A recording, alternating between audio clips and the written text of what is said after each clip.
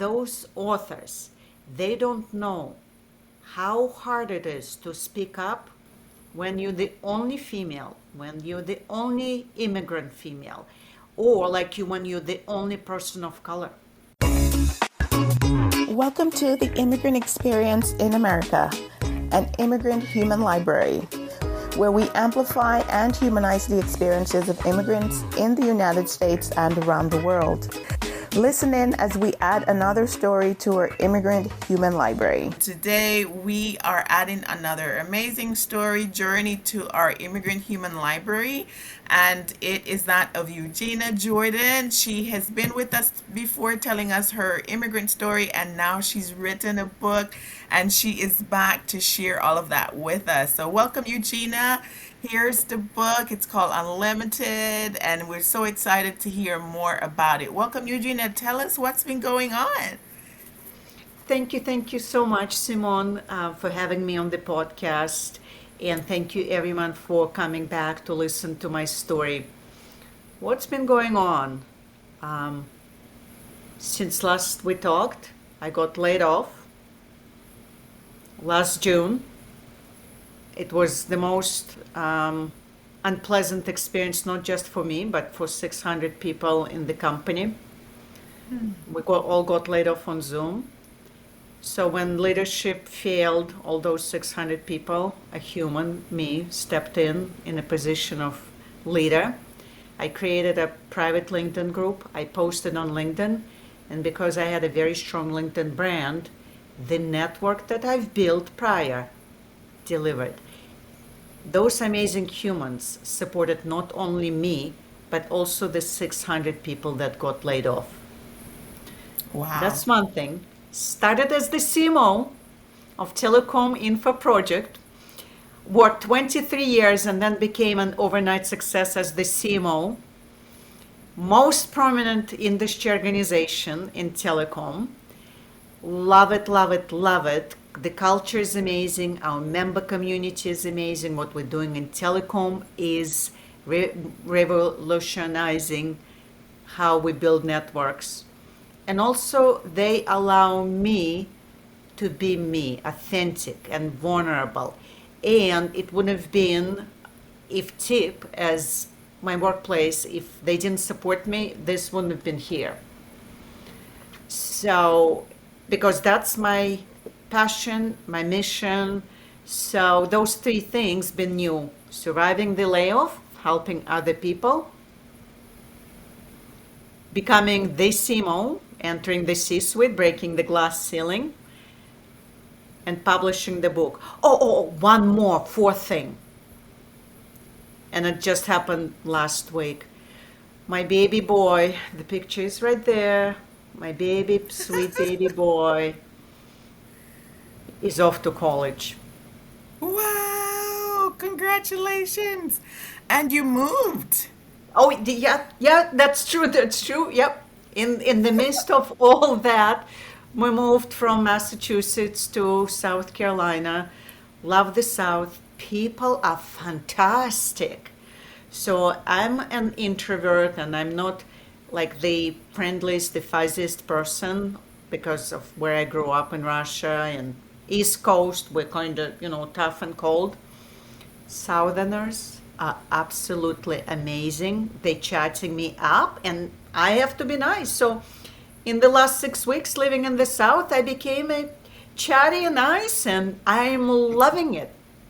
Awesome. Oh my gosh. The transformation of something, losing a job, and then how that can lead you to so many things. That's amazing. Can you tell us a little bit about the whole world of telecom and what you do? So you're now the chief marketing officer for this new company. Like, tell us a bit about what goes on, because I see you referencing RAN and telecom, but I have no idea. For our listeners, give us a sense for what you actually do, Eugina.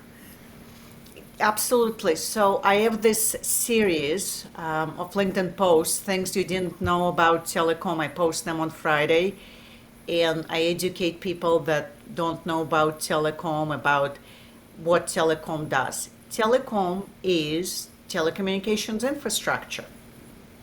wireless solutions, all those cell phone towers, our cell phones that connect. So that's what telecom industry does. We build solutions that mobile operators can deploy, and then end users like you and me or enterprises can utilize those solutions to have wireless connectivity. As for TIP, what we do at TIP, we're a nonprofit in telecom. We're a standards body. And what we do is we build a community. Vendors, system integrators, mobile operators, ISP, academia, with one goal in mind: to drive innovation in telecom. What does it mean? We work as a community to design roadmaps from all the participants, joint roadmaps, then test and certify those solutions so they can be deployed in the marketplace at much lower cost, more efficiently, and automated. So people like you and I can have connections anywhere we go. Wow, that's awesome. So this whole, I heard that there's an upgrade from 5G.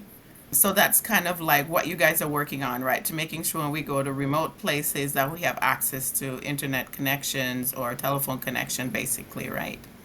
Absolutely. And there will be a next, so every 10 years, there is a new G in telecom. G stands for generation.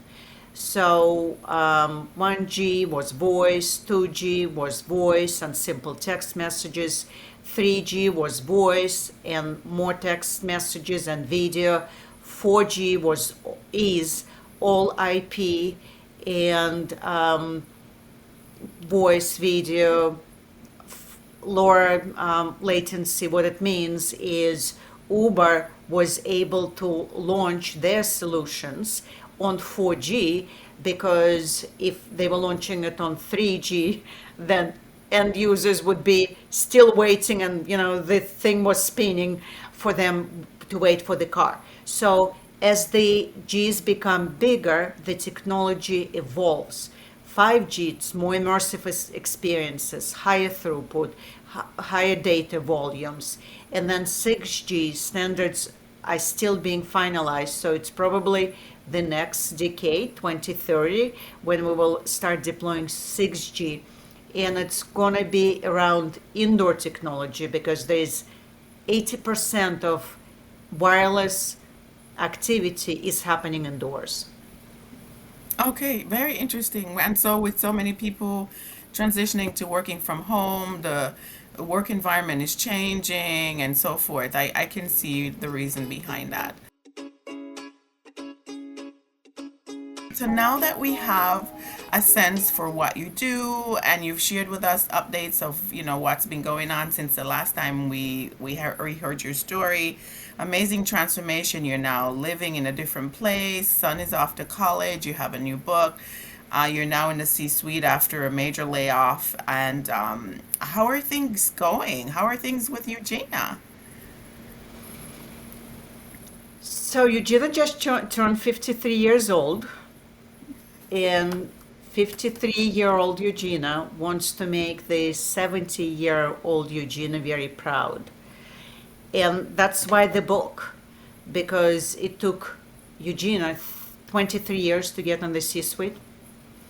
And the data that I'm reading is saying that gender equality, gender diversity gap is not going to be met until 150 years from now. 150 years. So I want to accelerate that. Even if I can accelerate it by 10 years, 15 years, or build an army through my book or the work that I am doing, that's what I'm going to do. That's what's up with me, is I found my purpose. There's an award right there. So I won this award for being a champion of diversity in tech. In my industry in telecom, there's only 12% of women that are represented in the C-suite. And at that conference, actually it's called Mobile World Congress, there's no lines to women's bathrooms, none whatsoever. So my personal goal, not only to shorten the 150-year-old gap, my personal goal is by the time I retire from telecom, make sure that we have lines to female bathrooms at Mobile World Congress. I hear you. I hear you. And there are so many, which is interesting because the stats out there are saying that there's so many women graduating from university. In fact, I almost want to say I've heard something about that. There's more women at the university level than there are males. So how is it that we're lagging so much with women in tech? It doesn't really translate, right? You're absolutely right. So I can give you some stats, and they all in my book as well.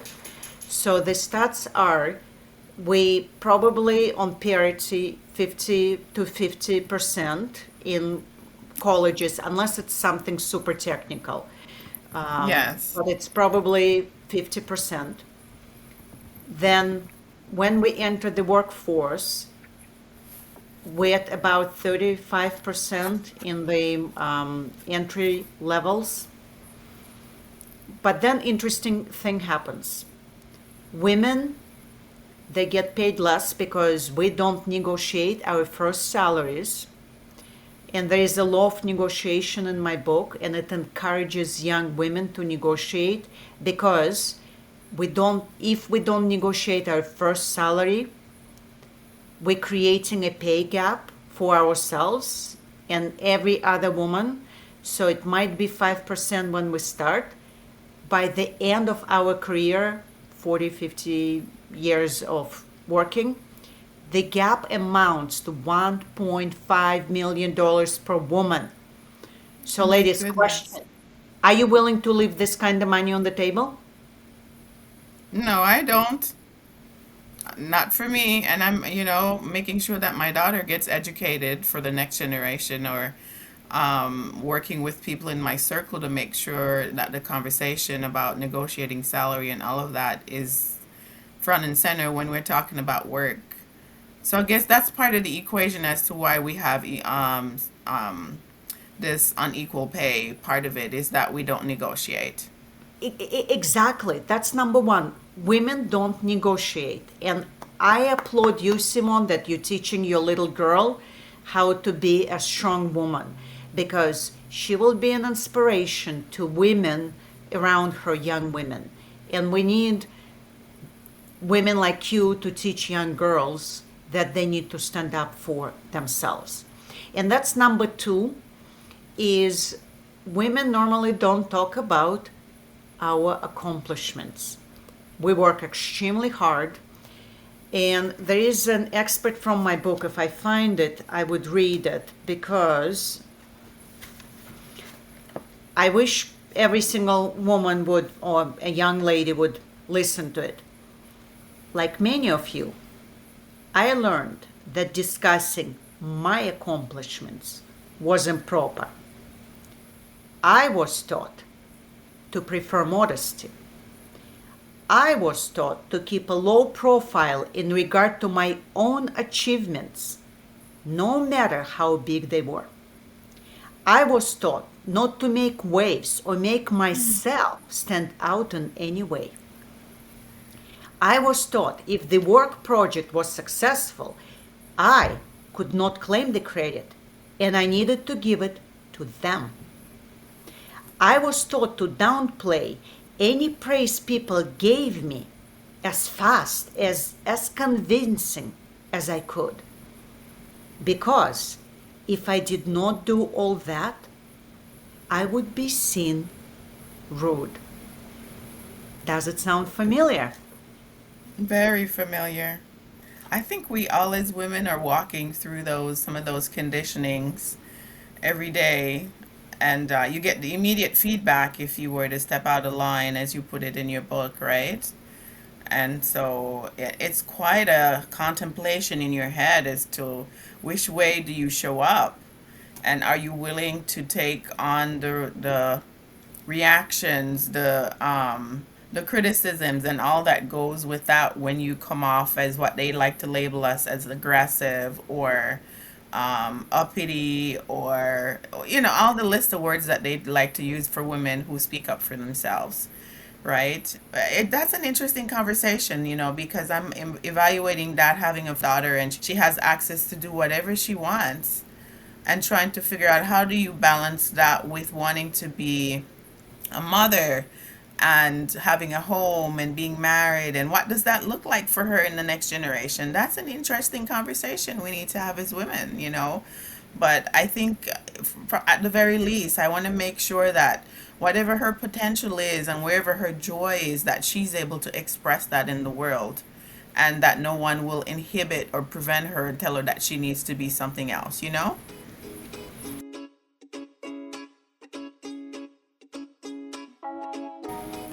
Well said.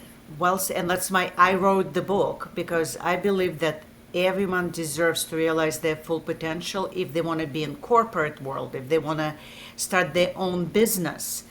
No one, like you said, no one should prevent them, including themselves, from achieving their dream. Yes. And that's a challenge, right? Because we don't negotiate as women. We downplay our achievements. We believe that our work is going to speak for ourselves, but it doesn't. Wow. So, Eugenia, this was a powerful book. I haven't made it through all the way yet, but the first part of it where you talk about why you wrote the book, right? And the fact that you read your 30th leadership book, and they were all by a certain type of gender, and I guess the word race. You can't exist here in the United States without using the word race, right? And so you just realized that there was a gap and you wanted to fill it. So take us from the top on the journey as to, the inspiration behind writing this book, and how you just came about to realizing that this was the time. Why now? Great question, Simone. And I'm going to give you another piece of data. In 2021, there were more business books, leadership books written by the person named John than women, people of color, or immigrants all combined. And And that's a by very, John, you're referring to John Maxwell, basically, right? it's, it's John or John or John. So that's a known, not John Maxwell, all Oh, okay. John, So all males, all basically. males and Wow. all named John. So it's just coincidence, but majority of leadership books is written by men for men. And don't get me wrong, I enjoy many of those books. The challenge is those books, they only resonate with me about 50% of the time, because those authors, they don't know how hard it is to speak up when you're the only in the room, when you're the only female, when you're the only immigrant female, or like you when you're the only person of color. The advice that they were giving us in those books is not relevant. It's in my book, I use the example of Goldilocks. So we needed a middle chair, middle bear chair, middle bear ball, because we have unique needs as women and as immigrant. And that's why this book was born. So I recognized the void, that there was a need for a book to written by a female immigrant that can speak to females and immigrants and other underrepresented. And the book can make a bigger impact and eliminate that gap, the 150-year-old gap that we were talking about, much faster. And what I've been doing with the book is giving it to many nonprofits that support the underrepresented. Ignite, they help young women to join political force.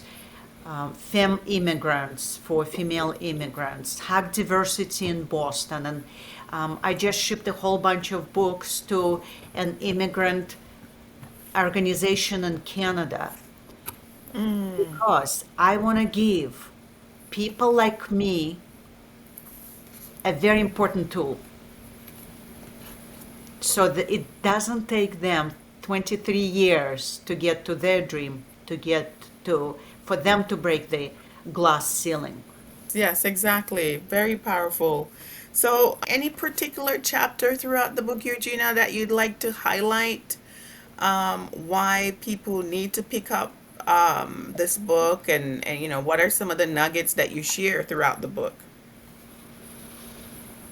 So, though the book is written for underrepresented individuals, and it's a tool for them how to control their own destiny, because I do believe, though this system does exist, we need to control our own destiny, create self-awareness, learn how to negotiate, how to use our voice, find the right mentors and sponsors. So this book is a great gift if you have a mentee who's underrepresented, or if you're thinking of sponsoring someone in your organization who is underrepresented. Get them this book. I actually have a friend of Canada. She got this book for her new hires because she remembered me 30 years ago in Canada, a young, exciting, immigrant with lots of potential. And now she's giving it to first and second generation immigrants, telling them that she knew me back then when I was working with her in a store. So so it's, if you have mentees, get them this book. And the other one, what surprised me the most on the journey with the book, how allies, men, they support me on my journey. Every time I put a call out to find more organizations I can support, men reach out, tag themselves, put me in touch with those organizations. So it's for allies as well. If you want to help to change the face of leadership, get this book. Awesome, awesome. Oh my goodness. I want to read a line here. It says, I see myself in so many immigrants, women, and underrepresented people. I was unsure. I was shy. I did not know what my superpower was and how to navigate the waters of corporate America. I did not know how to fit in. So many immigrants, women, and people of color do not know how. But they do have the desire to succeed. They deserve to succeed like everyone else. So Exactly. powerful. And then another one you say, because you can become unlimited and because you are worth it. We want to be known in this world for something rather than where we came from or what we look like. That was very powerful for me. Many onlys in leadership roles pave the way for you. Apply the laws, unlimit yourself, and you will do the climb in half the time.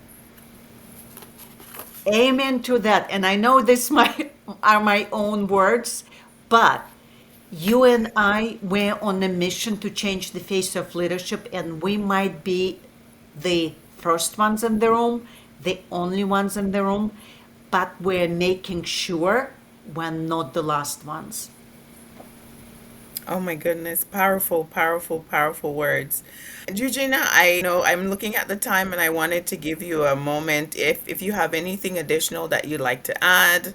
You guys go out and get the book, support Eugenia, a fellow immigrant from Russia, now here for what, 3 decades?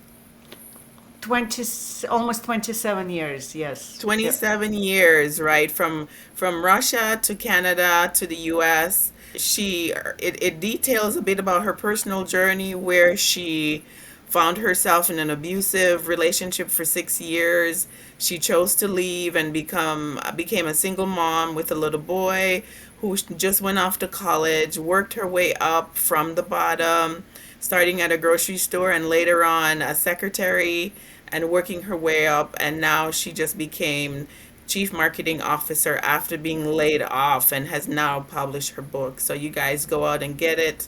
I know it's available on Amazon. Tell people how they can get a copy of your book, Eugina. Thank you for that. So Amazon, Barnes and Noble, and for every book purchased, I donate one to the organizations that empowers immigrants, people of color, or women. So by buying this book, you support my mission, Simone's mission in changing the face of leadership. Awesome, awesome, awesome. And to basically get more access to young females, right? They have the talent, the aspiration, the drive, they have the qualifications, making that path for them a bit easier and to make sure that they do get that access and lower it from 150 years, right? That 150 years? 150, yes. That is just amazing stat that I'm hearing. I had no idea. It's sad. I just saw that I think the last black lady who was in a CEO of one of the top 500 Fortune 500 companies. I think she was at Walgreens that she resigned. So currently there's no other African anybody from African descent who is heading as a CEO of any companies. And so we understand the job might have been quite the challenge for her, I'm sure. And it was her own decision, but my goodness, we know we have a lot of young, talented young ladies coming up, and we just hope that this book will open the door for the conversations to happen, many a conversations at dinner table, in the boardroom, in nonprofit rooms, wherever, so that people become aware of the challenges that exist for young women and how we can help to pave the way for them. Any final words, Eugenia, that you'd like to leave our listeners and how they can reach you and offer any other further support to you? Thank you for that. So I have a website, Eugina Jordan. I can be reached on LinkedIn, Eugina Jordan, Instagram, and Facebook as well. And one parting thought is for all of you listeners out there, if you want to climb the ladder, if you want to build a business, ask yourself one question: why not you? You're smart, you're educated, you have the drive. Go out there and get what you want. Well said. And you are in the environment in the United States where there are so many resources and things available to you, technology in 2023, so much available. Please open your eyes and don't be let fear or anything else prevent you from really, as Eugenia say, go get it. So this is awesome. Thanks so much, Eugenia, for joining us on the show. It's been a pleasure hearing about your book, Unlimited. Beautiful cover. Thank you for having me. You're welcome. It's been a pleasure to have you a second time on the show, and we'll be watching and wishing you much success with this book on your book tour or whatever comes with the doors that will be open as a result of you writing this book. Thank you. Friends, as always, please subscribe, comment, and share if you enjoyed this interview. If you're passionate about telling immigrant stories, our team is looking for help. If you're willing to help with podcast production, social media, or Patreon management, please reach out to us. You can also donate on our Patreon if it's easier for you. All the links are in the description below. Thank you. We thank our listeners around the world, and we appreciate your continued support as we build our human library. Please remember to give us a 5-star review, subscribe, and share with your friends, family, and circle of influence.